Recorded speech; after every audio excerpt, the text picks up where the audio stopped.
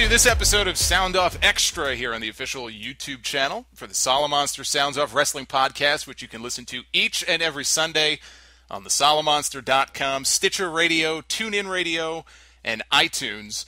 I got a very special guest here with me for this episode of Sound Off Extra. Now, of course, you can follow me on Twitter at Solomonster. You can follow my guest for this episode on Twitter at Aubrey Sitterson. He is the host of the Straight Shoot Wrestling Podcast, which airs live after Raw each and every Monday night. He is Mr. Aubrey Sitterson. Aubrey, how goes it today, my friend? Good, man. How are you? I am doing great. This has been a long time in the making. It's meant to be, honestly. And you neglected to mention that on the Straight Shoot Wrestling Talk Show Podcast, whatever you want to call it, this coming Monday, you're a guest. Well, you know, Synergy. This is synergy, man. People need to know. It is. It is a joint Sound Off Straight Shoot super show. I can't even talk. There it is. Super show. Yeah. You got there eventually. There you go. But no, I'm looking forward to that. That's going to be a lot of fun. That's coming up on Monday night. That's the night after the Hell in a Cell pay-per-view, immediately after Monday Night Raw. So we're going to talk about Raw a little bit from this week. We're going to talk predictions for Hell in a Cell this Sunday. I did listen to your Hell in a Cell rundown with Sam Roberts. I got a few bones to pick with you. So nothing terrible. We'll get into that. But first, I want to let everybody know a little bit about your background. Now this guy, he has written and edited for Marvel Comics, DC. You did some editing on Robert Kirkman's books, including The Walking Dead. We were talking about that a little bit earlier. You've also worked for WWE.com. You've had some involvement with THQ and 2K on the WWE game. So fill in the gaps for everybody. Give us the rundown on the things you've done and what you're up to these days. Yeah, sure. As you mentioned, I started off in comics, right? And so that was initially, right when I graduated college, that's what I was doing. I was working at Marvel, and I became an editor, editing Ghost Rider, Punisher War Journal, some Blade, Ant-Man, a few bits and pieces here and there. So Ant-Man, I was editing Robert Kirkman on, and we got along really well. And so when I left Marvel to go to WWE.com, which was awesome. And right, because I've been really lucky that I've had a bunch of these dream jobs, and that's the thing is I was already editing comic books, so if I was going to leave, it needed to be something really good. And I kind of, while I was at Marvel, I sort of re-fallen in love with wrestling. It was something I'd always liked, and it's something I was really passionate about as a kid. And then like most people, you fall off and you shift in and out of things, right, as you get older. And I kind of realized while I was working at Marvel, I needed something, because before that, comics had been kind of my primary hobby, and I needed something that wasn't comics to take up my time in the evenings, because I didn't want to work on comics for 40 hours a week and then go home and read more comics, because it's just kind of and then go to a bar and talk to people about comics. It was just a lot, man. So, well, wrestling. I mean, wrestling's kind of like a giant superhero comic come to life in a lot of ways. And that's exactly it, man. So, like when I was flipping through the channels one night, I landed on. I remember it was like a Sunday Night Heat segment with Eddie and Batista, and I was like, and it just like it struck me. I was like, oh yeah, this shit rules. I love this stuff. This is awesome. And so I just instantly like kind of fell back down in the rabbit hole of it. And yeah, it became like a really good outlet for me. And I also learned a real valuable lesson of, you gotta, I don't know. I can't. Some other people might, but I can't go just full bore on one thing, because it just makes me a crazy person. Of course. Right? So I gotta have all the other stuff swirling around too. So when a position became open at WWE, I leapt at it, and I did that for 2 years. I started off just as a writer, ended up just writing match recaps and previews and special features and things like that. Ended up running coverage on ECW, and then it turned into NXT and Superstars at the time, and also filling in on Raw and running the video game pages and stuff, which will come into play later. And then left and did a bunch of freelance stuff. Also at the time I was also editing Kirkman, because I had built a relationship with him when I was at Marvel, and so he needed somebody to just make sure the trains run on time with his Image books, which at the time were Walking Dead, Invincible, and Astounding Wolfman. I did that for a few years, and he wanted somebody full-time, which I didn't really want to commit to editing comics full-time, because I also wanted to write some comics of my own. So during that time I also did some short stories places, Image and Oni and DC, and doing some adaptation work at Marvel, so foreign language stuff, making it sound good in English, and eventually went freelance, still doing some of that. Started editing for Mark Miller also. I edited his Kick-Ass series, Kick-Ass 2, actually. And then did that. Wrote for a bunch of websites. I wrote for Yu-Gi-Oh! I did a bunch of wrestling content for Yu-Gi-Oh! So I kept my foot in that pool. And I had made connections with folks at THQ back when I was at WWE.com because I was responsible for running the video game page, and it also, come out to SummerSlam for their like press events to cover it for Yu-Gi-Oh! For a couple years. And so when they had a slot open up for a community manager, a social media manager, and a interactive marketing, whatever you want to call it, they reached out to me and I applied and was off to LA. Wow. Yeah. So I did that I was at THQ for about 6 months before that company just kind of finished spiraling down the drain. Right. It went completely bankrupt. I'm not sure like how into all that stuff like people are listening are, but yeah, they went bankrupt. And I was fortunate, and I knew that they were struggling as a company when I signed on, but I correctly assumed that, listen, it's not like I was signing on to one of these like THQ specific brands. I was signing on to WWE, and no way in hell is WWE gonna allow there to not be a WWE video game because they make a shit ton of money off it, right? Of course. So I correctly assumed that my job at least would be safe, right? And it was. And actually 2K came in, they got the license, they brought everybody sans like 3 or 4 people. They brought the entire team on board, which is awesome of them. And that happened in early 2013. And so then I worked on that on WWE 2K14, helping that get out the door and promote that all throughout last year. And then towards the end of the year, right before release, they decided that they wanted to move the production up to Nevada, right? Like, because that's where 2K is based, and I was still in LA at the time. And initially I thought I was going to go, and then I had done it for 2 years already. I'd seen the game. I'd put out two iterations of the game. It's a yearly franchise, and I kind of just felt like I'd done enough. And it's like, we can talk more about that if you want, but man, the Venn diagram of wrestling fans and video game fans, that's some brutal overlap, man. It's really, really rough dealing with those people every day. And I kind of just had enough and wanted to get back to freelance and pursuing writing and things like Straight Shoot. So you really got yourself involved in a lot of different things. I mean, I get the impression just listening to you and just based on what you just said, you don't really stay still in one place for too long, or else you get antsy. Yeah, I mean, and I get nervous about, well, if this falls apart. And part of this is just because I spent a few years now, but like in between Marvel and THQ, I spent a couple years as a freelancer, and you learn really quick if you're working freelance that you need to have more work than you know what to do with, because there will be a month when all your work evaporates, right? And it's no fault of your own. It's just because a company goes out of business, or they restructure, or somebody loses a client, or all of this stuff. And so yeah, I got my fingers in a lot of pies, and it's because of that, and it's also because I just am interested in a lot of things and kind of want to do. I love doing Straight Shoot, but I also love writing comics, and I want to do that. And I've got a bunch of kind of like bullet points to tick off. Sure. Now you mentioned you were a wrestling fan when you were younger.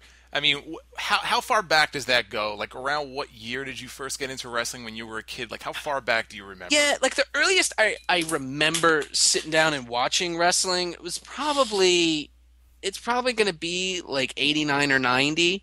And like I've got memories of like it's tough, because especially if you grow up watching WWE, it's hard to remember. It's hard to decipher what you actually remember and what you just remember being told that you remember. Sure. You know what I'm saying? Like, so like I have memories of Hulk Hogan, but I don't like looking. I've thought about it a lot and looked at the timeline. I don't think I was really paying too much attention during like 80s Hogan golden age. You know what I'm saying? It kind of came after that. But was it just WWF? I mean, I don't know where you grew up, but was it more? I grew up in Richmond, Virginia, and which is an interesting place to grow up in terms of wrestling territories, right? Because Capital Wrestling, which evolved into WWF and then WWF and WWE, right? Like the McMahon promotion, that was originally based in DC.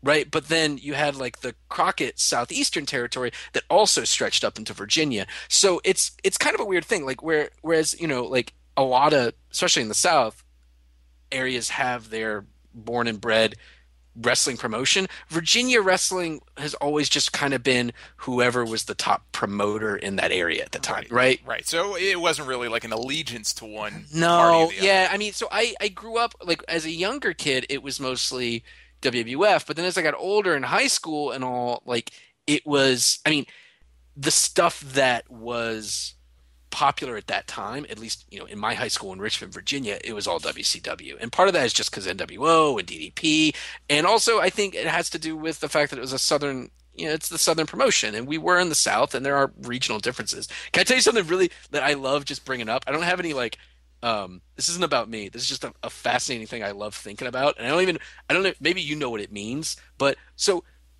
during Monday Night Wars, right? Think about like two of like the top like anti-authority, like scumbag, cool guy, anti-hero faces, right? WWE had Steve Austin and WCW had DDP. Here's the thing. DDP was from up north and Stone Cold Steve Austin was from down south. It's like they switched, That's right?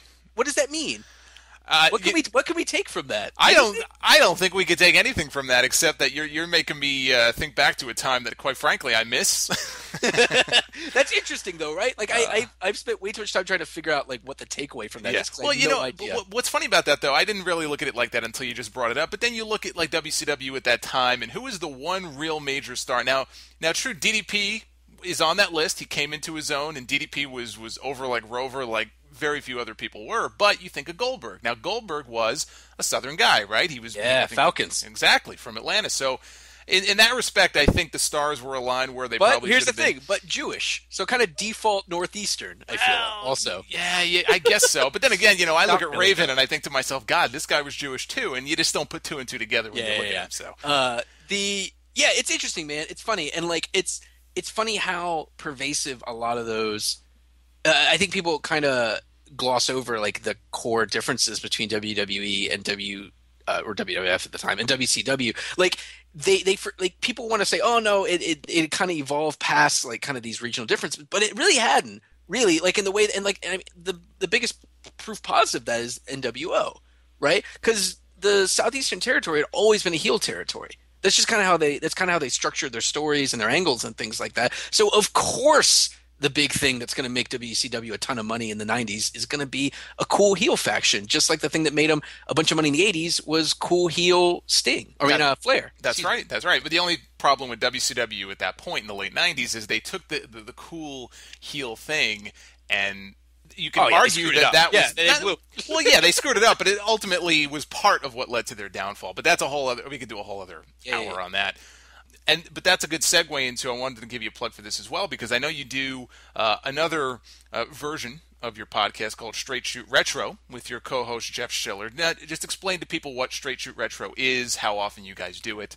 Yeah, for sure. So Straight Shoot, the normal Straight Shoot goes live after Raw every week, and it's a topical show, and it's super fun. And I have a few drinks during Raw, and then as you guys are going to see on Monday when Jason comes on, like we just bullshit and talk about Raw and take questions and talk about whatever's going on right now. And it's kind of a freewheeling discussion because sometimes there's a lot of stuff to talk about in Raw, and sometimes there's not, and we just kind of find other stuff. And it's also one of the things I like most about it is you don't have, because we go live right after Raw, we don't have time to like kind of start thinking about how we feel about things when we just kind of talk it out. Very reactionary. Yeah, so it's sort of fun. Straight Shoot Retro is very different. Straight Shoot Retro, we're going through every single WWE, WCW, and ECW pay-per-view in history on starting with the earliest NWA Starcades, right? We're up to the most recent one we did is Halloween Havoc 1989. Right, and we're doing Survivor Series 1989 next week. We do it every Wednesday at 6 p.m. Eastern Time live, but then it lives on my YouTube, and I put up as a podcast as well. I don't do it on weeks of like pay-per-views because I typically do that preview show that you mentioned. But yeah, man, like the idea of it is, I love the WWE Network. It's amazing, but there's so much content on there. I get kind of overwhelmed sometimes, not really knowing what to look at. And so I have to imagine people who aren't as nerdy and weird about this stuff as we are also get overwhelmed, right? And so Straight Shoot Retro is it's our attempt at kind of curating that content. And it's also a way of kind of looking at the history of like the last 30 years of wrestling, right? And because we're covering all the pay-per-views, we ask all people, all you need to do is just watch the pay-per-view and then you listen to the show or watch it. We do all the research. Right, we tell you what all the angles are. If there's a new wrestler we haven't seen before in Straight Shoot Retro world, we talk about them. We talk about what they've been doing in other promotions and things like that. Give you all the backstory that you need, and we just kind of bullshit about the matches the same way we do on Straight Shoot. Yeah, and I think a lot of people overlook that aspect of it, and myself included, because there's a lot I think that they could be doing with the network right now that I feel like they're dropping the ball on. Like, with the library they have and all these different ideas. For example, they've been airing a lot of the WCW Halloween Havoc shows this month. And you ask yourself, when you watch Halloween Havoc, or even if you watch the Nitros, okay, because they just recently rolled out the Nitro episodes, it's fun week to week to kind of put yourself back in that time and follow along.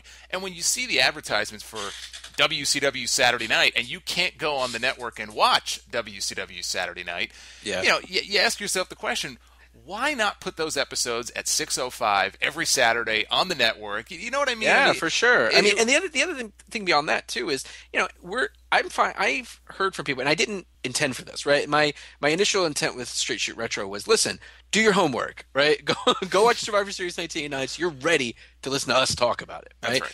And that was the initial intent, but I'm finding more and more people are saying that they don't do that. Right? They come to Straight Shoot Retro knowing nothing. They haven't watched it. They listen to us talk about it, and then they figure out from us talking about it which matches they want to bother watching. Right? Either because they're really good or because they're really bad. And I think that that's a key thing that, again, like guys like us maybe forget that, like, not everybody wants to get balls deep in like a 4-hour WrestleMania from the 80s, right? Well, but like, I will say, most guys do like to get balls deep. It is Friday night, after all. But that aside, it's funny you mention that, though, because I feel, and I don't know if you feel the same way, but with my audience for my podcast, especially of late, because Raw, and we'll get into Raw from this week, which I thought was a good show, but Raw of late has been lacking in a lot of different areas, and what I find is people are very disillusioned with the current product, and so a lot of people have turned it off.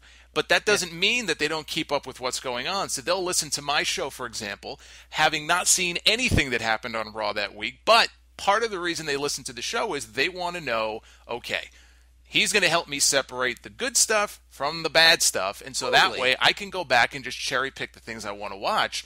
So and of course, if there are a couple weeks in a row where Solomonster's freaking the balls out about how great Raw is, well, then they know that they need to start watching again. Exactly. But it's just funny how, when you're talking about the retro stuff and people, taking that approach to it, there are people taking that approach to the current product. And I'm not so sure that's a good thing. Well, it's funny, right? Like, every single year, and I think part of this just has to do with just the nature of Chicken Little's Sky is Falling internet stuff, right? And because it's just what gets clicks and what people like looking at. But this happens every year, right? By which I mean every year around this time, the ratings take a hit, they start falling down, people start writing this like really panicky Pete kind of stuff about the ratings haven't been this low since such and such, and it's because this guy's champion. Is it because of this and the overnights and the quarterly? But here's the thing: Monday Night Football every single year, it's Monday Night Football. And like my theory is that WWE doesn't really have, or it doesn't have an on and an off season, or it doesn't have an off season, but it does have an on season. Right?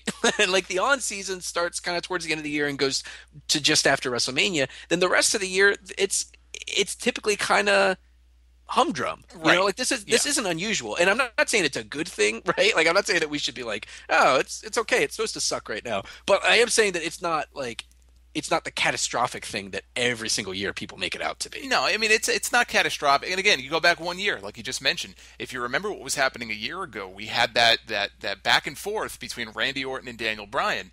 And it was also kind of a period where it felt like they were in a rut. They were having the same matches over and over. People were very disillusioned with what was going on. And that serves a purpose too, though, man. Like it's because it's the doldrums, but it's not just them crapping stuff out. It's them kind of testing the waters with things, right? Like what's going on right now? Yeah, it looks like they're just kind of treading water with Ambrose and Rollins, but no, what they're really doing is figuring out whether Ambrose and Rollins can carry the show, right? So that they know come WrestleMania how they use these guys. Right. Well, yeah, no, that's a valid point. Although, just to go back to what you said before, I think also, you go through these periods where they're kind of in the doldrums in the Monday Night Football. That's all well and good. But I think when you have a 3-hour show every single week, right? You have a very loyal audience. You and I, no matter what we may think of Raw from week to week, we're the schmucks that are going to watch. For sure. And so they have their loyal core audience. It doesn't look like they're picking up, many new fans right now. Maybe they are preoccupied with football, whatever. But I think you owe it to your fans to at least put your best foot forward. And I think, I can't speak for everybody. There are some people out there who will just hate for the sake of hating. I take a different approach in that I actually care. Maybe I care too much. Maybe that's part of the problem. But the way I look at it is you at least owe it to your fans to put your best foot forward. And I feel like it's frustrating because they're not doing that right now. Maybe to some extent, but not enough. And I think that's really where the frustration comes from. But let's go into Raw from this past week. Sure. Okay, Can I ask you a question, though? Sure, go ahead. Do you think that this is... I know it's worse than it was, back in March, right? No question about that, right? But do you think it's historically bad? Like, do you think it's worse than, a year ago? I don't know that the product overall is historically bad. I'll tell you what I do think, though, is maybe historically bad on a consistent basis, and that's the announcing.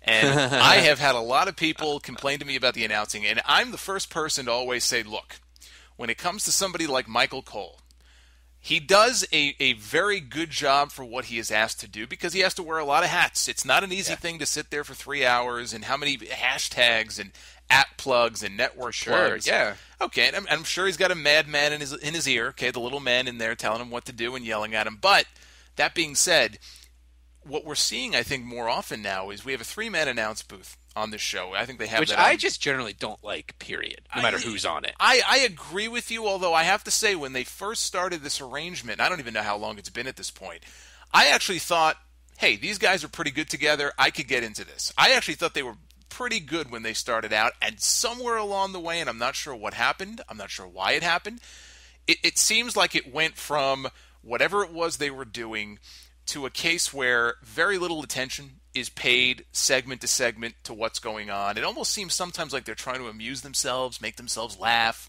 Yeah. Whether it's their fault or they're being told, as a fan, it's kind of irrelevant. It takes away from the enjoyment of the product because the announcing can go a long, long way. And you do those retro shows, so you hear the announcers from yesteryear. And makes a big difference, man, for sure. It makes a huge difference. And I think that, I would say, it could be historically bad when it comes to the announcing week to week, but think of the impact that has on the overall product. Maybe that's clouding people's judgment.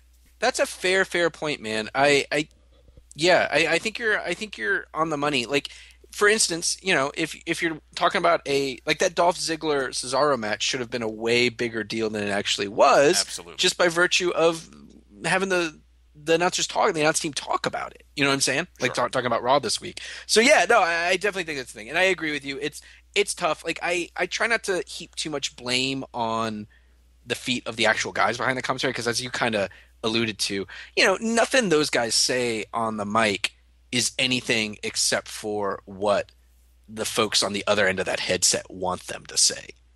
So like right. I know that doesn't make it any better, but I do think, don't kill the messenger, basically. No, you know what I'm saying? Like, those guys are mouthpieces, more or less. Sure. No, I agree with that, but at the same time, I think they've had other people who have done a better job of navigating those waters. On between Raw? On Raw, whether it's Jim Ross or whoever. Who else besides Jim Ross? I'm just curious. I think Jim Ross is great, but like, who else has done a better job on Raw with it? Well, I mean, if we're looking back on Raw specifically, I mean, you're looking at Jim Ross, but you could even go back to Vince McMahon himself.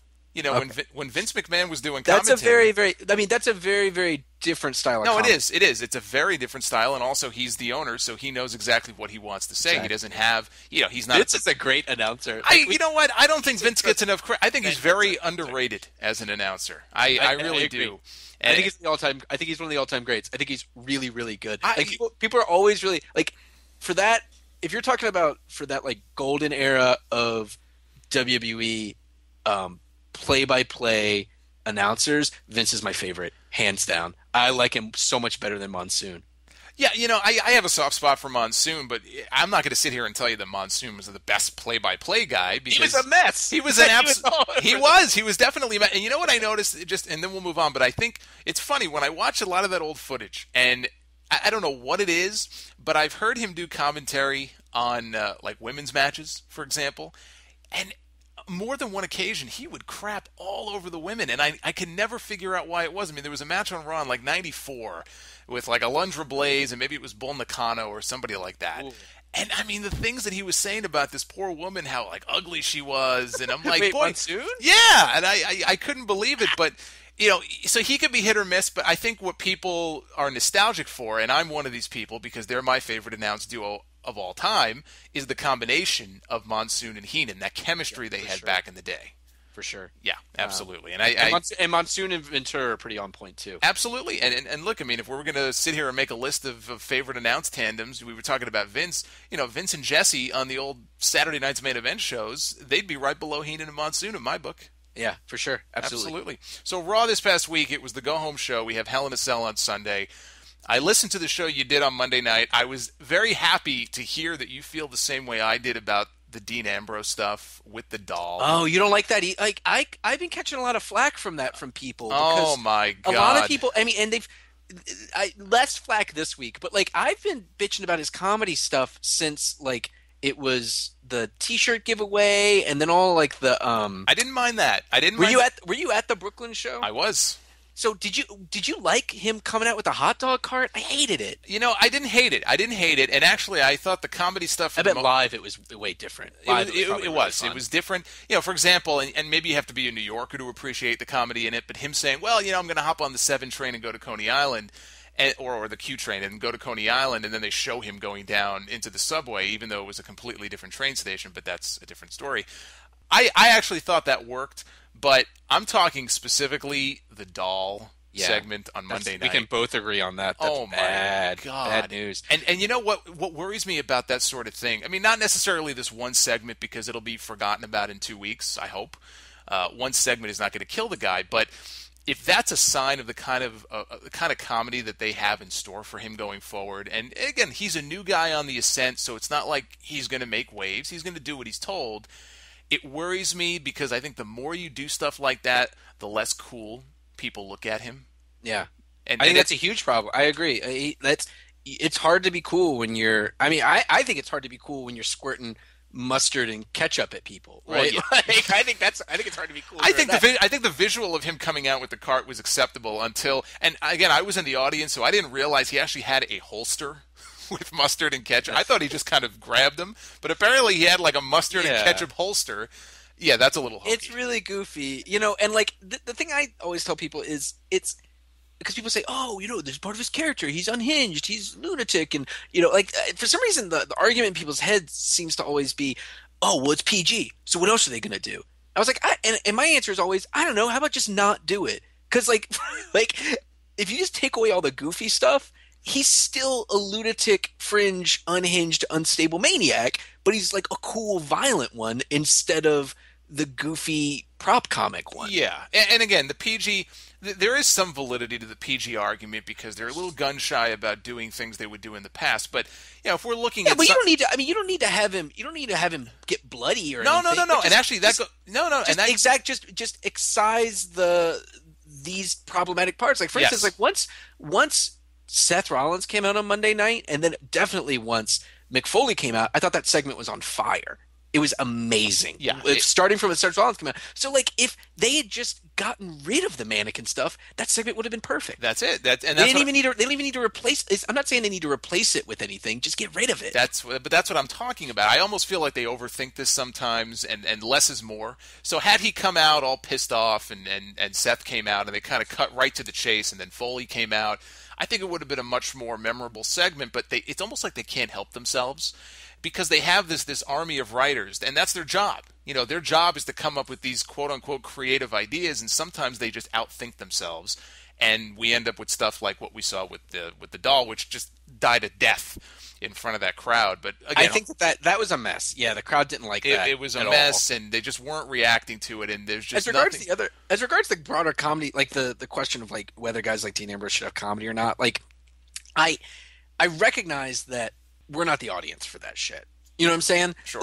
And this is the difficulty, that it has less to do with the fact they have a PG rating and more to do with the fact that they're just trying to appeal to a million types of fans. It's a 3-hour show, but they've got 18 different distinct types of fans watching this thing. But I would argue that's true. But I would argue they've got a 3-hour show. They've got an entire roster full of guys. There are guys, whether it's Sandow or Santino or whoever on that roster, who are fine in segments like that, who can actually handle the comedy, and it doesn't hurt them. It actually enhances their character. A main event also, how level. about this? They're better at it than Ambrose. I like Ambrose a lot, but Ambrose isn't as funny as Santino or No, I mean, Sandow. he's naturally quirky. He's just a very weird guy. He's not a stand-up comedian. But they have guys on that roster, and Sandow, I mean, look, I was not sold on that Sandow gimmick. I was just disappointed because I feel like he could be doing so much more. He has sold me in just the last 2 weeks on that gimmick. It's one of the highlights of the show.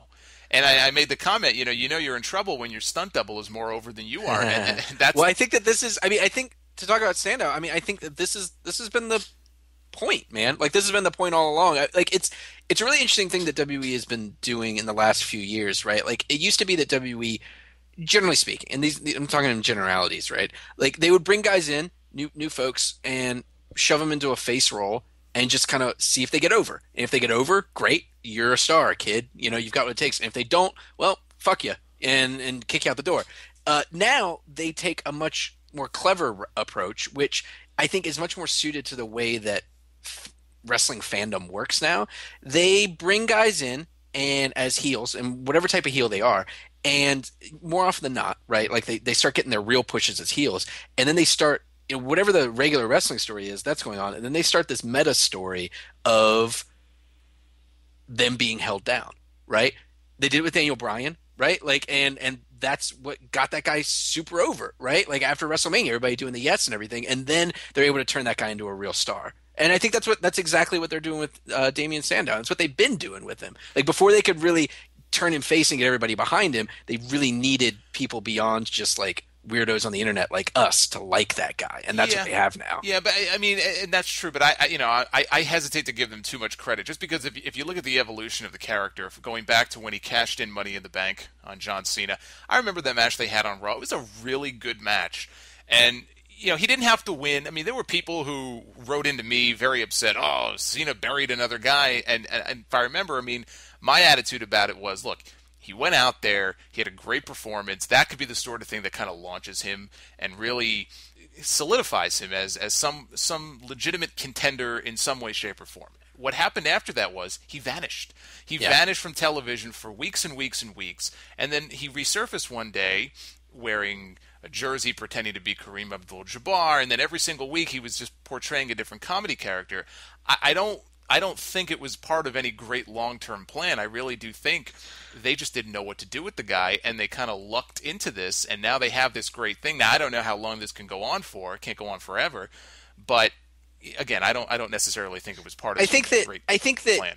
The biggest problem that Sandow faced, right, with that match that you mentioned, was just that they shouldn't have been having too Money in the Banks, right? I think he's a casualty of the same thing that Jack Swagger was. It was just that, like, he shouldn't have had that briefcase, no, right? Because he wasn't ready to win the title, and so that all he could do with it is lose, right? And so I think that's the biggest problem there. I do agree. It was weird they kept him off TV, but I'll disagree on the point that I think that they might not have known it was going to work, but man, these guys are smart. They've done this before. And like there have been times when it hasn't worked, right? For instance, Charlie Haas, it didn't really work, right? When they had that guy dressed up in funny things. Santino, it did.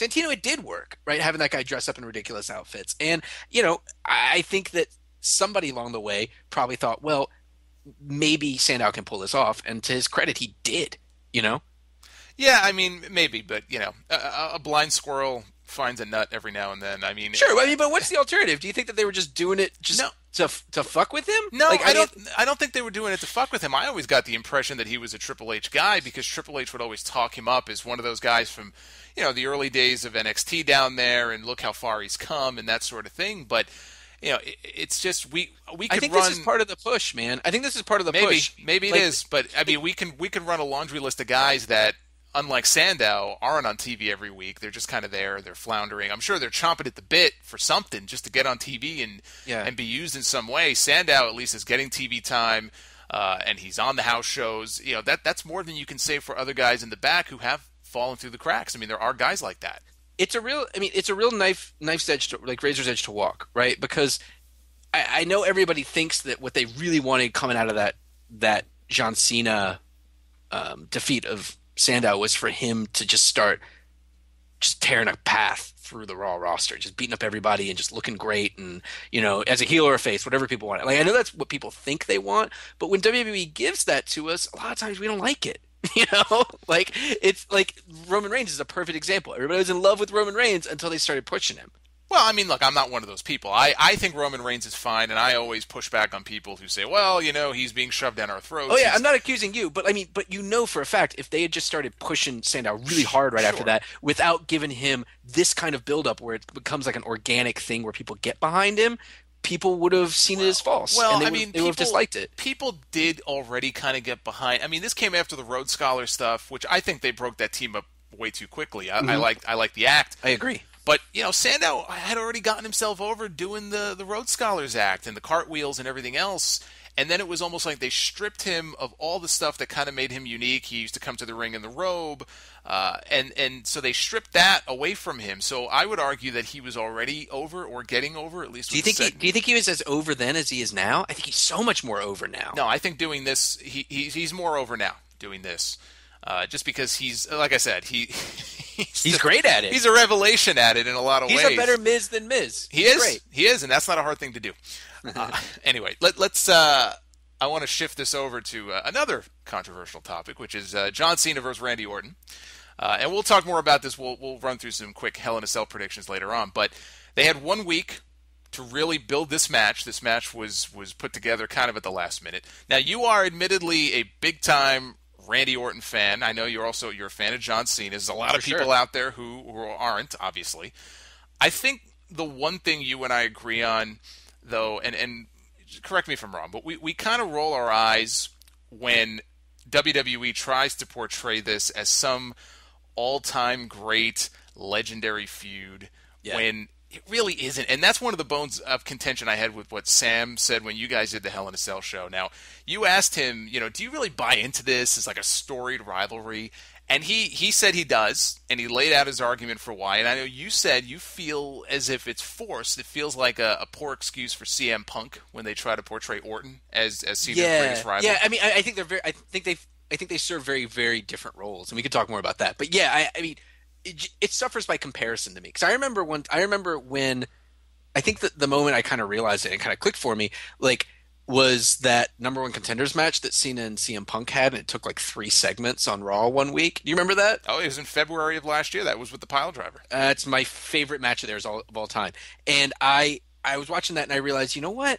This is Flair Steamboat. This is our Flair Steamboat, right? Like, this is the storied rivalry. Well, every time those guys got in the ring together, it was like that first match at Money in the Bank in 2011. I know they wrestled before that, but I go back to Money in the Bank 2011. That was magical.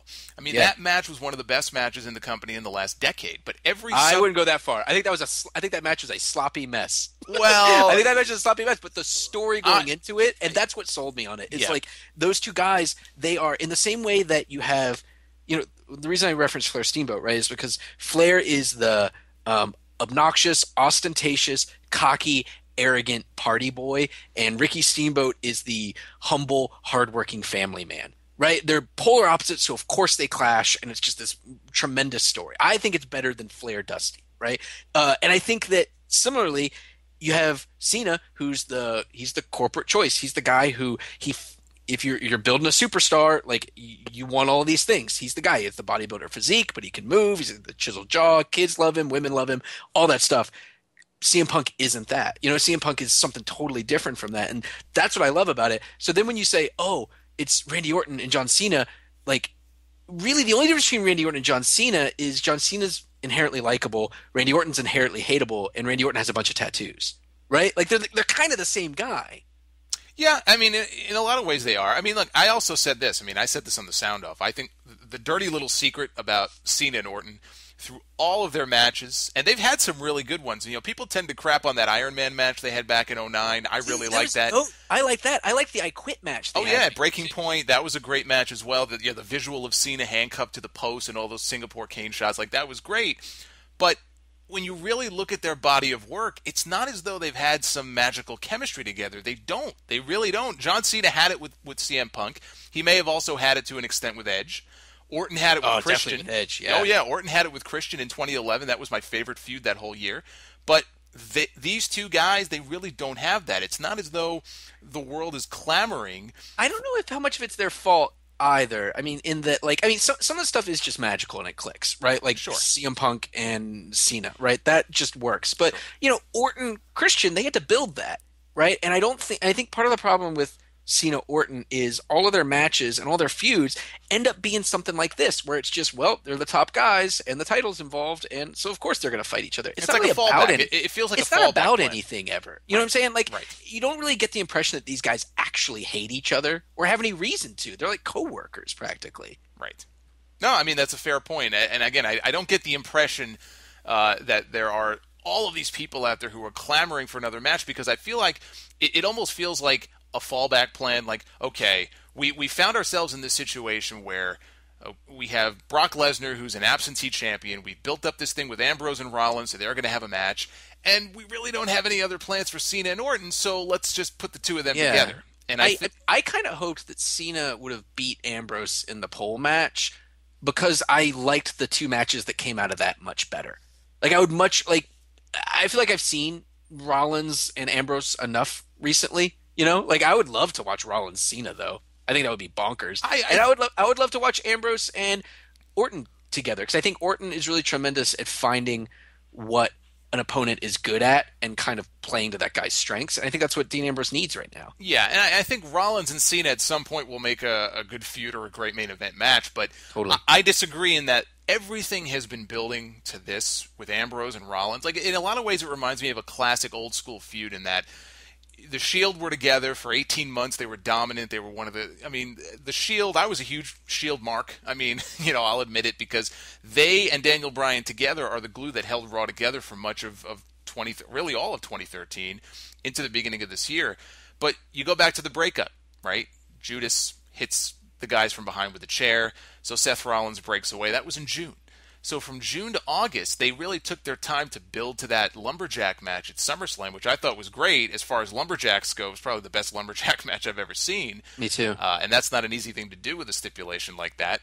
But there was no satisfying conclusion. Rollins got the win. He hit him in the head with the briefcase, and you knew there was unfinished business there. Well, now you have this Hell in a Cell pay-per-view, which I hate the idea of having a Hell in a Cell pay-per-view every year, because not every it should come about organically. Exactly. Not every year will you have a Rollins-Ambrose feud where the timing is perfect, because if ever there was a time to blow this thing off, it's inside Hell in a Cell. I'll be honest with you, man. If ever there's a time to blow this thing off, it was a month and a half ago.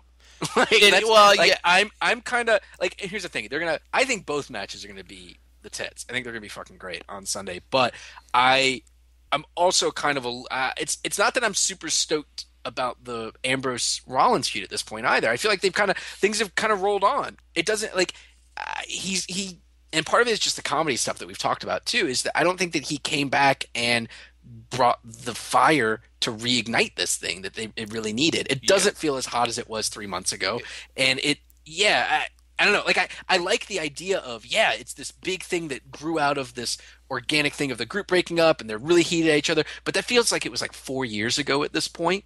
And I don't know. Like I'm super stoked about it, but I'm not as enamored with it. It's cooled off. It's cooled off a little bit. I think part of the problem also, besides having to fill 3 hours every week, and I think Seth Rollins has been really overexposed in a lot of ways. I think all these guys, to a large extent, have been overexposed. It feels like every other segment on the show, it's some combination of Cena, Kane, Rollins, Orton.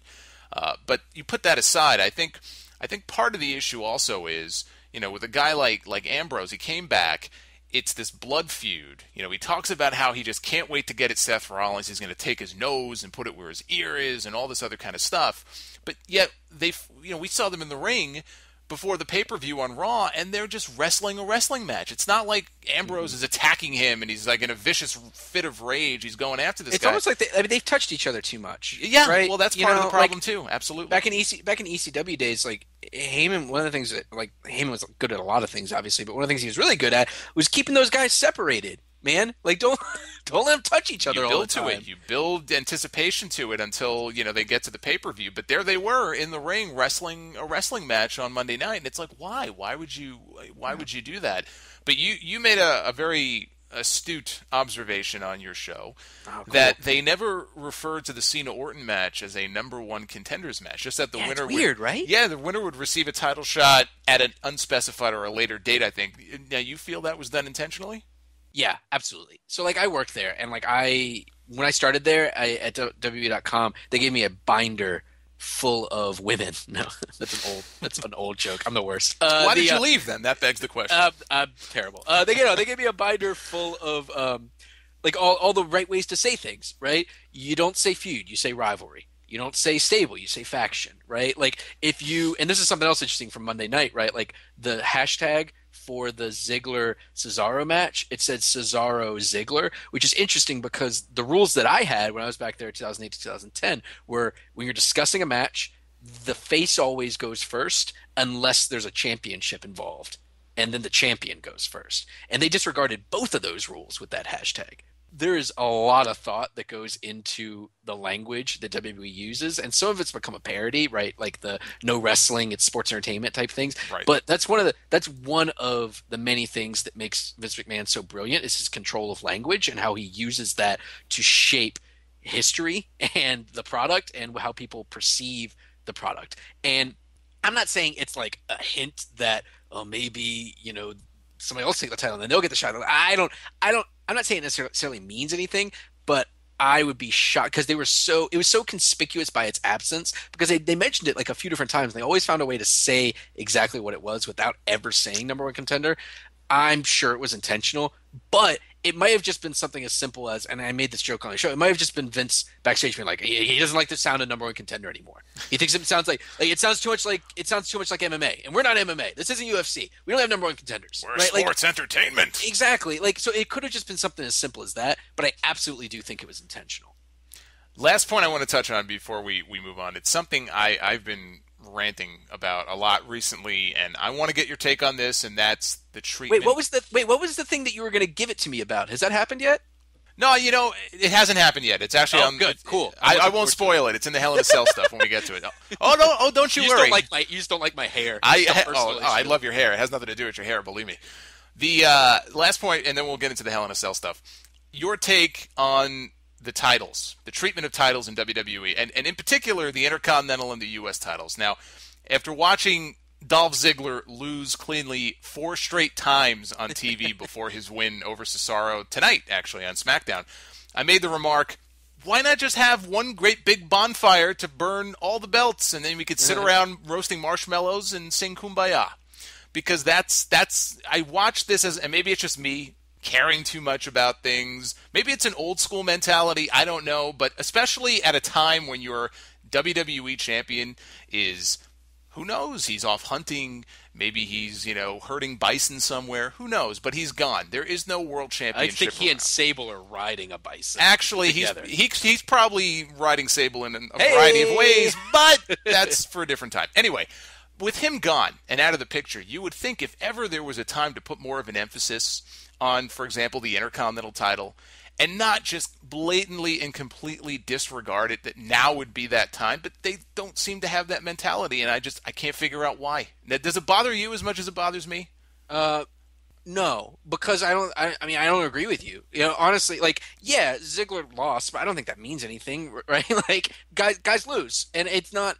I think, but especially in 2014, people put too much emphasis on win-loss records. When win-loss records in wrestling never meant anything, and they certainly don't mean anything. But here's the thing: it's less about win-loss records. It's not about that. It's less about that, and it's more about the fact that we saw Ziggler lose to Rusev, Randy Orton, Seth Rollins, and Cesaro. At least in the case of Cesaro, it makes sense because they're having a match on the pay-per-view. Cesaro is getting a title shot.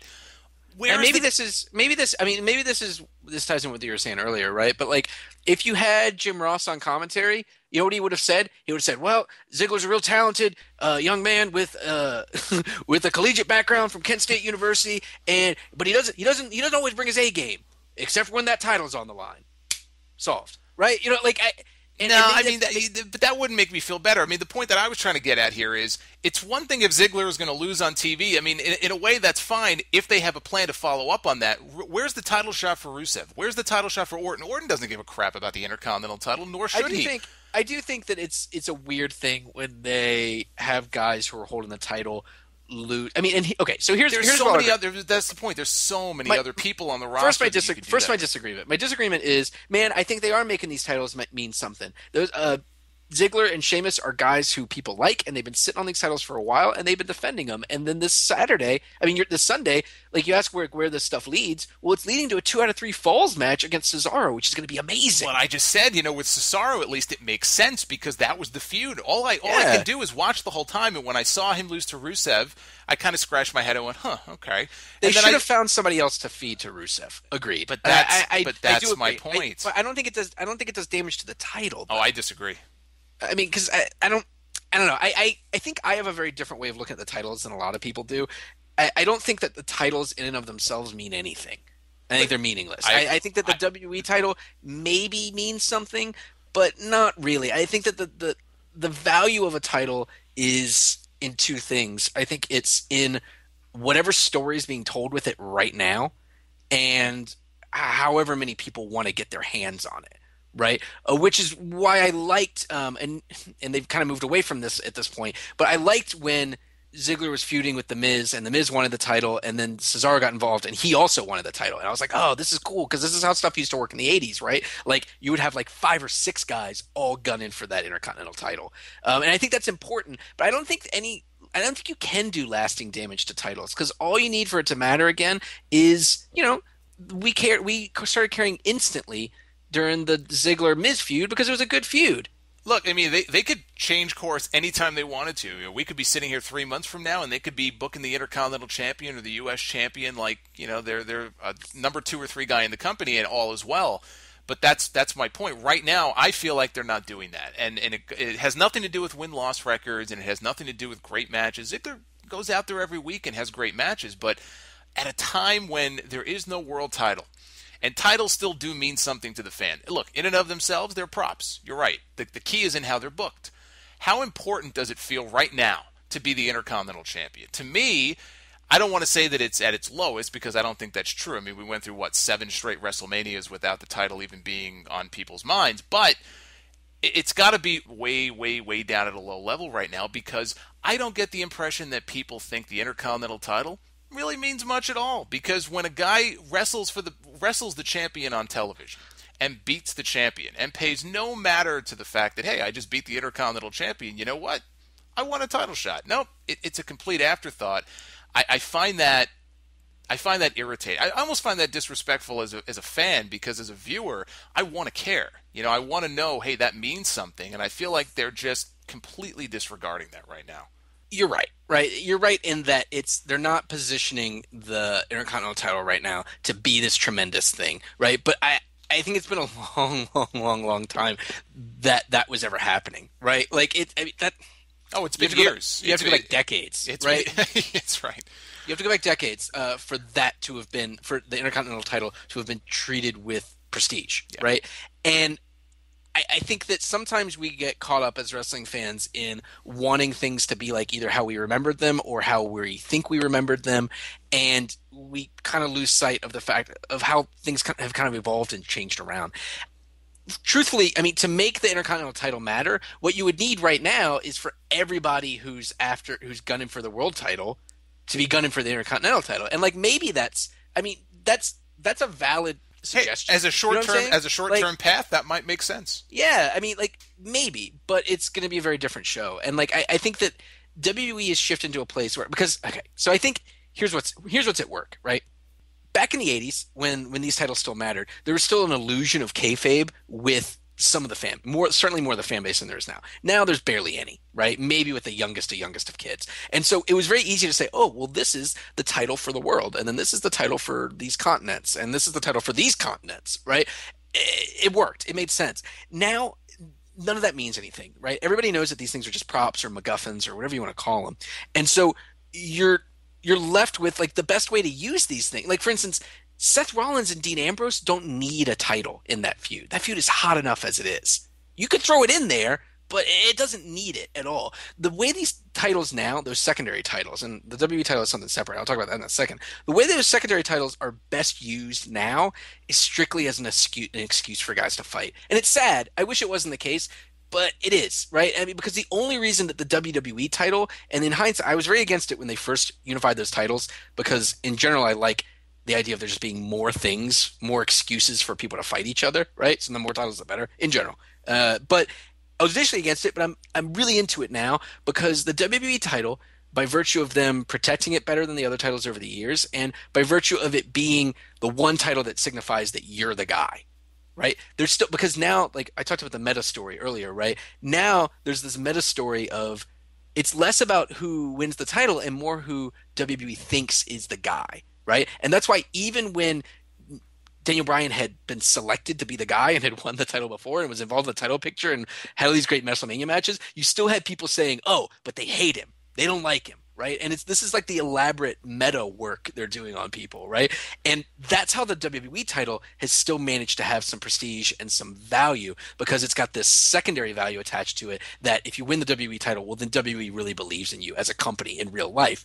The Intercontinental title and the US title are never going to have that. So I don't know. I like to imagine a world in which these titles all meant something and there are a bunch of people all competing for them, but I kind of understand the choice to relegate them to strictly a MacGuffin role. Well, we'll have to agree to disagree. It's a sore spot for me. You make some fair points, but overall, I just feel like if it was important enough to them, it's actually very easy for them to do. It's just a change in philosophy, and I think it would really go a long way. Again, we're sitting through 3-hour shows every single week. I think it's important that people feel what they're watching means something, that what they're watching matters, even if wins and losses in and of themselves don't quite mean maybe what they did 15, 20 years ago. But I think it wouldn't take much. It's not like, as Brock Lesnar once said in a promo before his match with John Cena, it's not rocket science, people. It would be very easy for them to make a few tweaks to how they do things. And, those championships, like you said, they're good because there's something for people to fight for. But if people mock them and they point and laugh and say, well, who cares? They don't mean anything. They're treated like a joke. I just think to use the argument that that's just how things are now, I think it's almost a self-fulfilling prophecy. Like, if that's how you look at it, that's just how it's always going to be. It's not that that's how things are. It's things have evolved in a way that that's maybe not the best way to use those titles, right? Like the best way to use, and it's a subtle distinction, but I think it's an important one. Like the argument I'm making isn't, oh, well, nothing we can do about it, throw up our hands, like kind of fatalistic thing. It's that maybe this is the most efficient way to use those hunks of metal, right? In that, like, because they do, even though they don't carry as much weight as you or I might like, they do carry a certain amount of weight. And so it's kind of like a cheat. It's kind of like an easy way into a feud because all you need to really say is, oh, well, Cesaro wants the title now and he earned a shot and now they're going to face each other. It's a way to get to a pay-per-view match and a meaningful feud, not as meaningful, but a meaningful feud without all of the months and months of buildup that, say, a Seth Rollins or a Dean Ambrose would take. And, yeah, you could combine those two, right, which I feel like is what you're maybe suggesting. And, yeah, you could, but then you have one feud instead of two feuds. No, well, for the title, yeah, but I think you can always create compelling feuds, whether there's a piece of metal on the line or not that people are into. I think that's less of an issue. I do think they would be better off combining the two. I don't know if they will. There's been some rumors over time that they've thought about it, and frankly, if Cesaro ended up with the Intercontinental title and it built to a Sheamus Cesaro, unification rematch from an extension of their feud, I'd be all for it because I thought those guys tore it up at their. Was it Night of Champions, I think, was their last big pay-per-view match. Mm-hmm. But let's speaking of pay-per-view, talk about Hell in a Cell. For sure. Here's my take on Hell in a Cell, just in a nutshell, and I said this on Twitter and Facebook. Dean Ambrose versus Seth Rollins inside the cell, and Dolph Ziggler versus Cesaro, 2 out of 3 falls, in my opinion, make this a must-see show. I think it's their time to shine. Hopefully the right people are paying attention on Sunday during the show. But I think on paper, overall, it's a pretty strong card overall. Yeah, I think, I'll add to that. I think Orton and Cena are going to kill it. I think they're going to, I don't think that, there's certain quarters on the internet that are never going to admit it, even if it does happen. But I think those guys have a real, especially if they go last, which I feel like they have to because it's a number one contenders match, even though they're not saying it is, right? Like, I feel like they have to go last. And I don't think that those guys are going to sit backstage watching the monitors, watching Seth Rollins and Dean Ambrose throw everything they have at this match, trying to make a name for themselves, and then not go out immediately afterwards and try and make them look bad. You know what I'm saying? Sure. It could be a motivating. I don't mean that in a dick way. I mean that in a competitive way. No, I mean it could be a motivating factor for them. Absolutely. And I think that, because people are going to point at those guys have had a Hell in a Cell match before. They've had all these other matches, and they were kind of lackluster. And blah, blah, blah. Maybe I disagree on some points, but maybe if you think that, okay. But I think that WWE now in 2014 is a very different place than WWE in 2009. They've got a lot more competition nipping at their heels. Absolutely. No, I mean, I think that's going to impact their performance. I think the two matches you said, and I think Orton, Cena are going to be hell of a matches, man. Yeah, and you know what? Maybe it won't be at the level of Ziggler, Cesaro, or Cena Orton, but I would throw Big Show Rusev in there because that match they had on Raw, I guess it was 2 weeks ago, was a hell of a lot better than I expected it to be. And Big Show can go, man. Everybody forgets. Big Show can go, but Rusev can go too. I don't think Rusev gets enough credit, despite what people may think of the gimmick. But I put this in an order that I think the card may end up in. So that's what we'll do here. We'll start with Ziggler Cesaro. 2 out of 3 falls. I could see them opening the show. I would like to see Cesaro win just for what I mentioned before. If there's any chance at all of them doing a champ versus champ match with Sheamus, I'm all for it because I would love to see those guys just go at it again. But I feel like with Ziggler losing so many matches recently on TV, it's building to a big win at the pay-per-view. So I think Ziggler's going over here. Are we doing who we think is going to win or who we want to win? Let's do who we think is going to win. Okay. Yeah, I think I for his first challenge, I think it's a little, because this is the first time that with Ziggler at least that Cesaro is challenging for it, right? No, they had was it a championship match on SmackDown tonight? I think they had. I don't know. I haven't watched it yet. I think it was actually. So this is the second one. Yeah. Oh, you know what? I think Cesaro might win it then. Honestly, like I was gonna say, if it was his first time challenging, how did he win it on SmackDown? Do you know? I don't. Any spoilers? Okay. I don't. Yeah, it doesn't matter. No, I'm gonna go with Cesaro. And because we didn't do predictions for that, I don't think on my show because it wasn't announced yet on my preview show.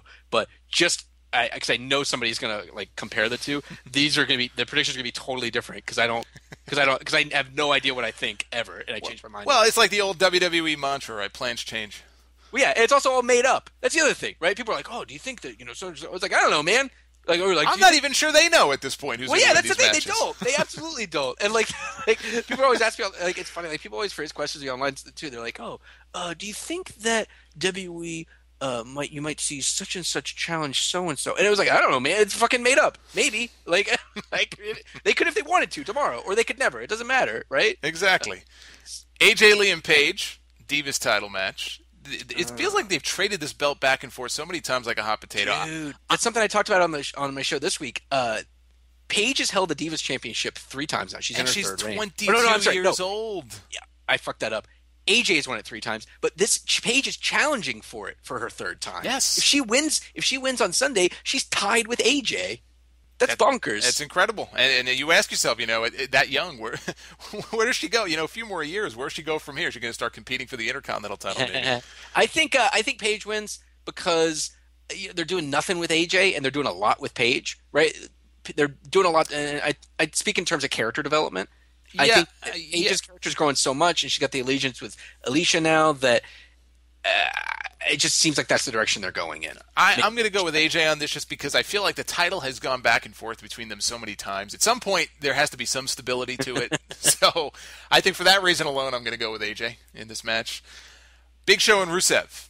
Like I said, I think that first match they had, I was not expecting it to be anything special, and whether it was just a hot crowd or whatever it was, those guys went out there. It was a very basic match. It wasn't like Big Show was doing cartwheels in the ring, but they had a really, really good professional wrestling match, and I don't think there's any doubt as to the outcome. I'll get your thoughts on it, but I think Rusev wins. I think that's just the only outcome that makes sense here. So I think I think Rusev wins, and I don't even think that Big Show gets any kind of retribution after the match, right? Because there was the match on SmackDown like a while back where he punched him in the head after the match. I don't even think that's going to happen. Do you think Mark Henry turns on Big Show? No.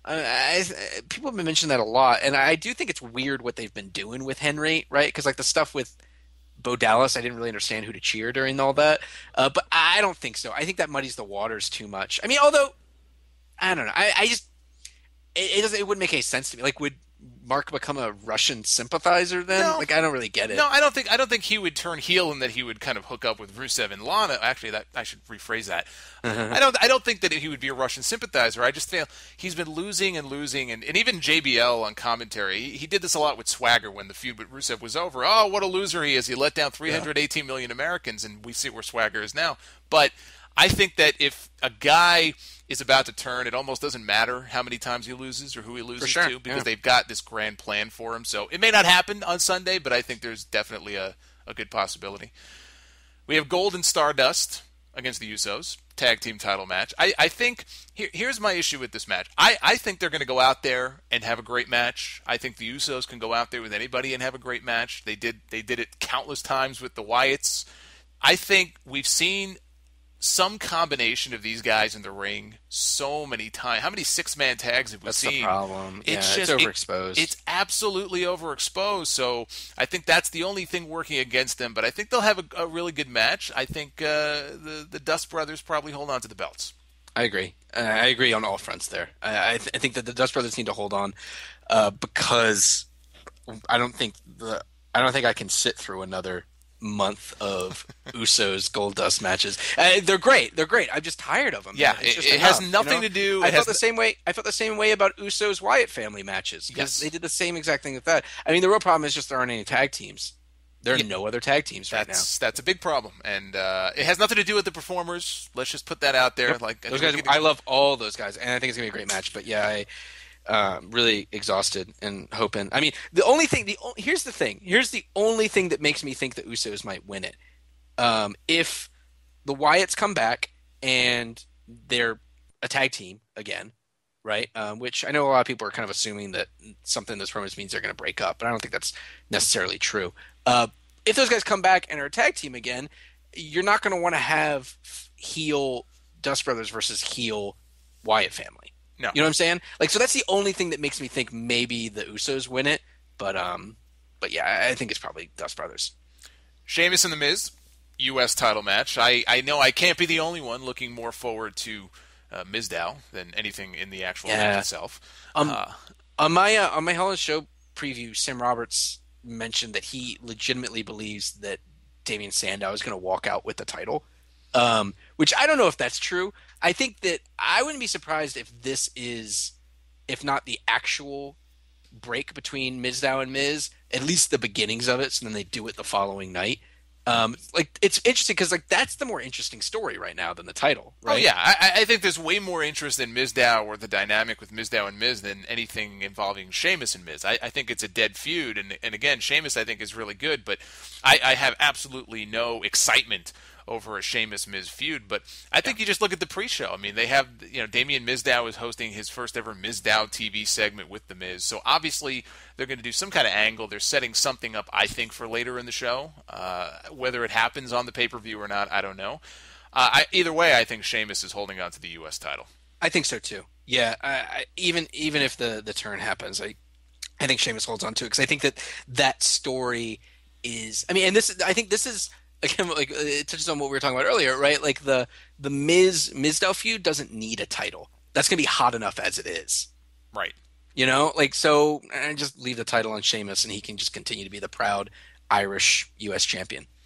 John Cena and Randy Orton, Hell in a Cell. Now, I know you think this is ending the show, and look, if it is a number one contenders match, it would make sense.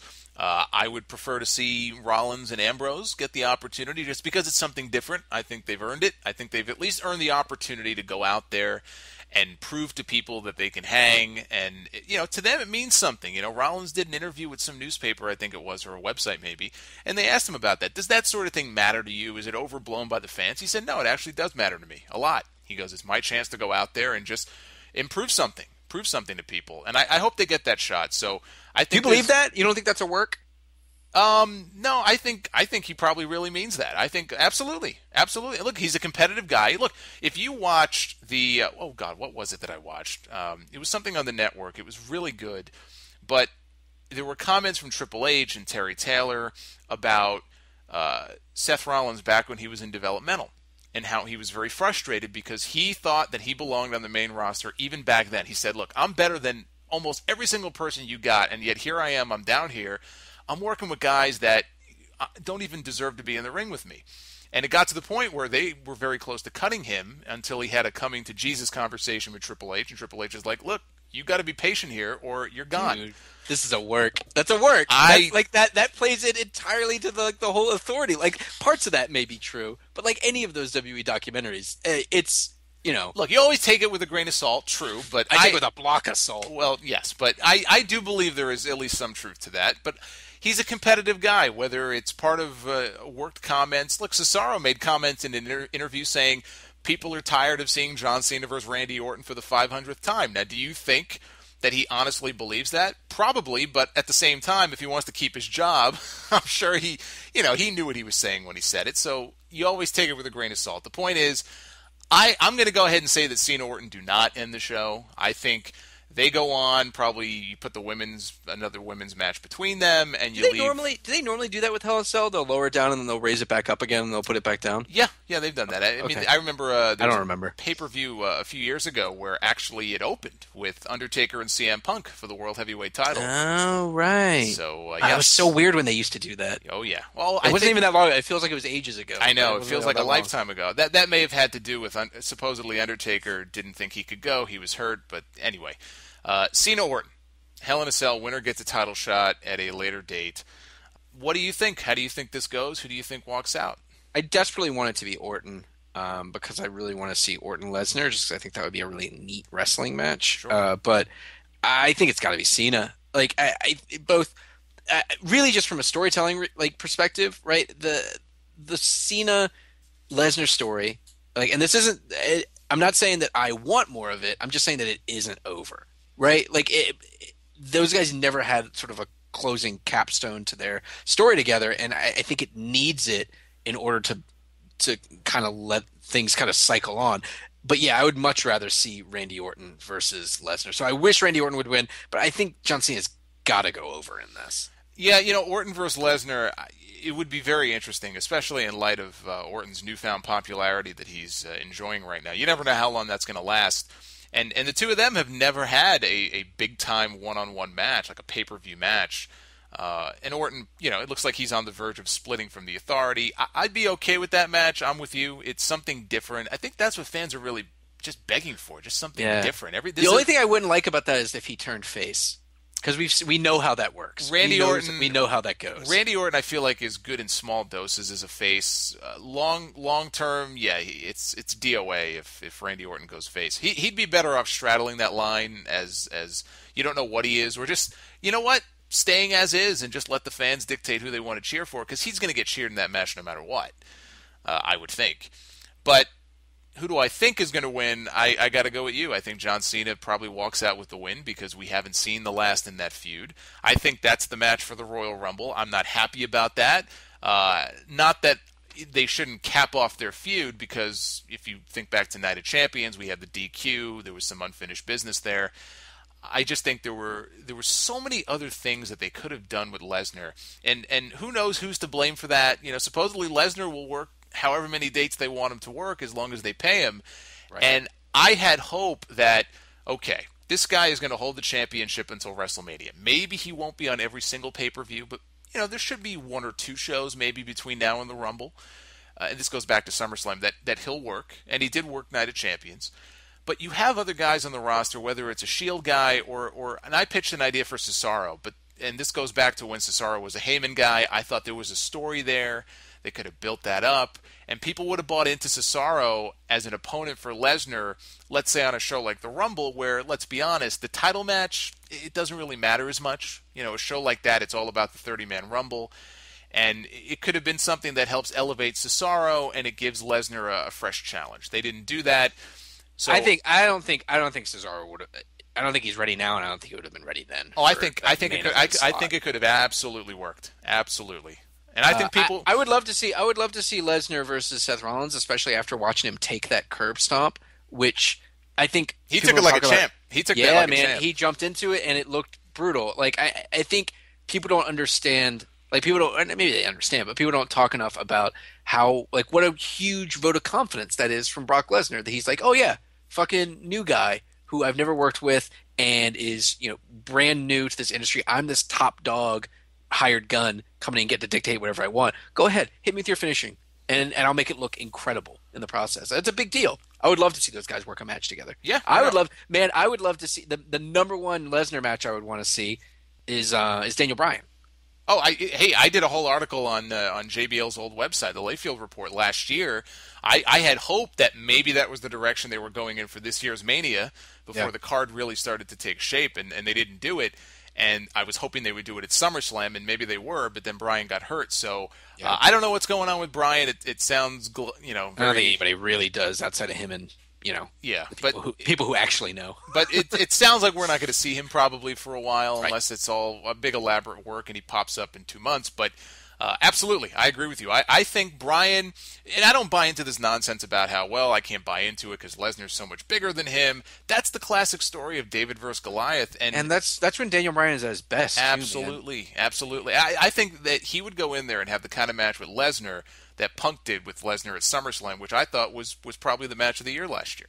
Yeah, absolutely. So, and anyway, Bryan's great at working with bigger guys. So that would have been incredible. Bryan can pretty much, I think, work with anybody, as he's shown that by now. So, okay, I think we're in agreement then. Cena wins the match. Yep. Nikki Bella and Brie Bella. Loser becomes the winner. Now, this is the word they used when the match was first announced. It was in a .com backstage. It was actually for the app, I think. And Nikki said that when I win this match, Brie will become my bitch for the next 30 days. Now they're saying personal assistant, whatever that means. So that's the very diplomatic way of saying it. I think I was very surprised last week, I think it was, not this past Monday, to see Brie pin Nikki.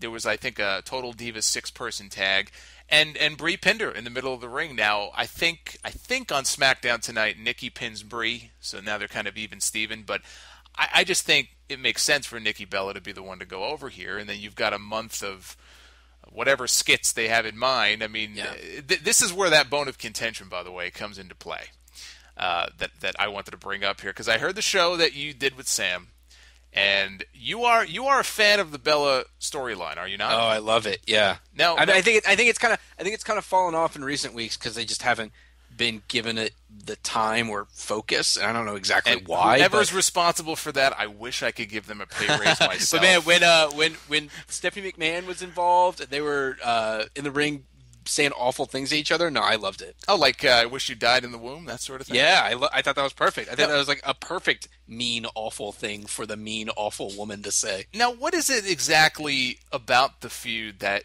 you find so enjoyable? I'm curious. Because they're two women who hate each other. But do they? I mean, is it really that? Is it easy for you to buy into the fact that these two women legitimately hate each other? Yeah, it's as easy to buy into the fact that Ambrose and Rollins legitimately hate each other. Like, those guys don't actually hate each other. No, obviously not. Yeah, no. Not. Like, it's all made up, right? Like, yeah, I do think Brie is not good on the microphone, and that was a problem. And I think that during those segments, part of why I liked it so much was because Stephanie was doing a lot of the heavy lifting. But credit where credit's due, I think that Nikki has really kind of figured out how to be an awful, nasty, hateable heel. And I think that too often in a lot of these feuds, it doesn't feel personal. It doesn't feel like these people actually hate each other, and that does to me. And Nikki's or Brie's acting is not the best, granted, but I'll still take that over what we have going on with AJ and Paige every single day out of the week, twice on Sundays. I got to disagree. Well, what's the Paige AJ story about? Well, I'm not endorsing the Paige AJ, although I think they could have done more with that too. I don't know. Yeah, they've kind of been dragging their feet, I think, in a lot of ways on Paige and AJ.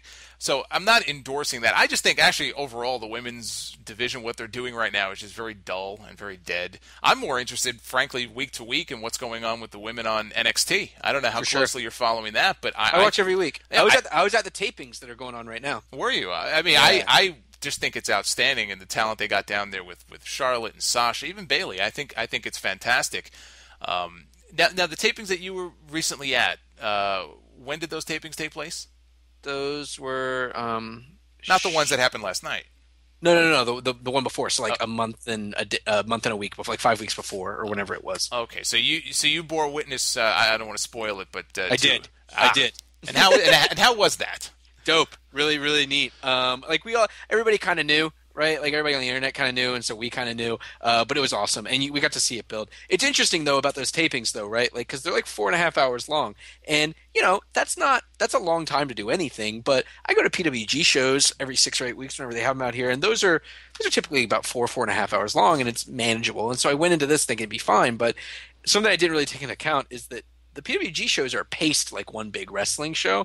When you're watching NXT tapings, it's like a roller coaster, right? So you go from a main event that you're loving or really freaking out about right back to jobber matches, right, immediately afterwards. Right. It's kind of super grueling. Also, like here's the thing, I love Sami Zayn, and I'm sure you do too, and I'm sure everybody listening loves Sami Zayn.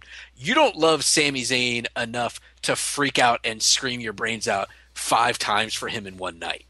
Right. Nobody does.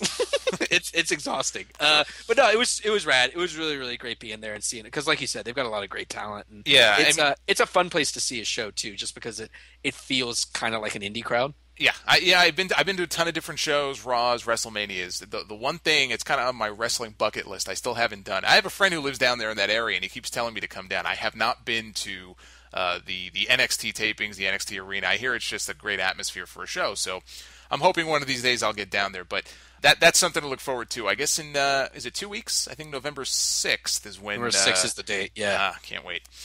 Because we got that. You know why I remember that? Because for the first 3/4 of the tapings, they had a pink rope. And then in between the penultimate taping and the last taping, they had to all run out and cover up the pink rope with yellow because it was no longer breast cancer month. Interesting. Yeah, it was funny. Dean Ambrose and Seth Rollins in the main event, or I guess the co-main event, Hell in a Cell.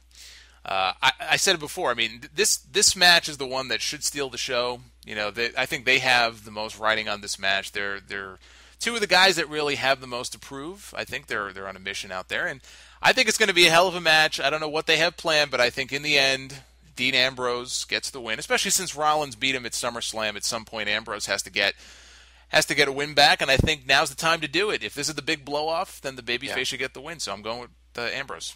I think it has to be the big blow-off, and if it's the big blow-off, but yeah, exactly what you just said. What's the next pay-per-view after Hell in a Cell? I'm just wondering. Next pay-per-view is Survivor Series. Oh, right. Yeah, so I mean, unless they wanted to have Team Ambrose versus Team Rollins, which I hope to never see. Like, I just don't want to see that. This is the blow-off. This is the end. There's nothing else to do with it. So it's got to be Ambrose. It'll be really interesting to see. And also, here's the other thing. I think that Rollins at this point, the way his character is and how much we've seen him in the ring and how good he is in the ring and how obviously in your face amazing he is in every match, he can survive a big pay-per-view loss a lot better than Dean Ambrose, who has been off TV for a while and hasn't had as many matches but at this point. I think the heel, though, I think just in general, the heel can sustain a loss more so than the babyface can. So I think totally, yeah, absolutely. So that's going to be an interesting match, and that's the card, top to bottom. Like I said, I think it's very strong on paper. You got at least 2, and you mentioned Cena, Orton, so maybe 3 matches that could easily steal the show. I think no matter what you may think of the current product and the malaise that it may be in, I think this show is going to deliver. I have a feeling. I think so too, man. And I felt the same way going into like SummerSlam. I thought was like the strongest SummerSlam card we've had in years, and Night of Champions, I thought, like, again, I wasn't thrilled with what was going on television, but you looked at the card, you looked at who was wrestling and what the matches were, neat, really, really neat. I feel the same way about this weekend. Yeah, I got a good feeling about it, so that should be a good time. Let's wrap things up here. I've taken up far too much of your time, but this has been fun. I've enjoyed it. Yeah, man, it's a pleasure. We're going to do more of it in a couple days. We are, actually. On Monday night, we're going to be coming at you again on Aubrey's show, Straight Shoot, which airs live after Raw. You can head over, is it AubreySitterson.com is the place for them to go? That's the easiest place, yeah, man. They'll give you links to everything. So head on over there. We're going to be on the air after Raw. I am a guest panelist. I will be joined by somebody who is far more of a celebrity than I am. I would rank myself on the scale of like, let's see, what letter? Maybe like a Q level celebrity, and this guy that is going to be joining me is far more popular than I. But he is a top writer for Marvel Comics, actually, right? Jason Aaron. Yeah, man. No, I'm really excited. Jason's an old pal of mine. I brought Jason on to Ghost Rider when I was editing Ghost Rider at Marvel. So I've known Jason for a really long time. He's a big wrestling fan. He's a fun guy to talk. So if you don't know him, he wrote Marvel's big Original Sins crossover. He wrote Scalped at Vertigo. He's doing Southern Bastards at Image right now. He's a tremendously talented comic book writer. He's a really interesting guy to talk wrestling with, right? Because he grew up in the Deep South. So of course he's a big wrestling fan, but he took a lot of time off and he hadn't watched until recently, like around the time that The Shield came in. And the reason he started watching again is because his son, who's like 7 or 8 or something, started watching. He started watching with his son. So he knows wrestling. He's watched wrestling for a really long time, but he has a big, huge gap. So, for instance, like the last time he was on the show, he was like, listen, Aubrey, tell me, why do people like Dolph Ziggler? And like my brain exploded, and I didn't even know what to tell him. Right, and like I did a really poor job. So I'm hoping by now, since his last visit, he'll have come to appreciate Dolph Ziggler the way that we do. Well, you know what? He's going to be on a show with 2 people who are well equipped to educate him on whatever he may not be up to speed on. So right, and also, he's responsible for the female Thor. Yeah, I forgot about that. Absolutely. Yeah. Right. That's right. I mean, you may have read angry articles about that on your Facebook feed. You know what, though? I did, but the funny thing is, because I read up on him because I wasn't aware of too much of his work, and he's built up enough of a profile for himself where there were a ton of people who were skeptical at first, but when they found out he was the one responsible for it, they're like, oh, okay, I'll give him a shot. Like he has that reputation as somebody that people like, and they really appreciate his work, so that's really cool. He's a really great guy, a really smart writer, and kind of looks like Eric Rowan. So that's another reason to tune in. Hey, if you didn't have enough of a reason, there you go. It's funny, we were talking about comics before, and I was into comics when I was a lot younger, but somewhere in here I have a box with like comics in the plastic, like mint condition, and I have like Spider-Man 2099, Punisher 2099, and I'm thinking to myself, like, I don't even know if these things are worth anything. They've been sitting in a box for so long. They're not. I'll go ahead and answer that for you. They're not. You just depressed me. Thank you for that. I'm sorry to end on that note. You can follow Aubrey on Twitter at Aubrey Sitterson. Again, head over to aubreysitterson.com. He'll have all the details for the show coming up on Monday night. Of course, you can listen to a brand new episode of the Solomonster Sounds Off. It drops every Sunday on the Solomonster.com, Stitcher Radio, TuneIn Radio, and iTunes. We'll have a new episode up on Sunday. That'll be number 351. So I think that about wraps it up. Thank you for your time, Aubrey. I really appreciate it. Thank you for having me, sir. I've had a blast. Look forward to chit-chatting with you on Monday. Absolutely. We'll do it again soon. For everybody else, be well, stay safe, and we will see you right back here for a new episode of The Sound Off this weekend. Until then, take care, guys.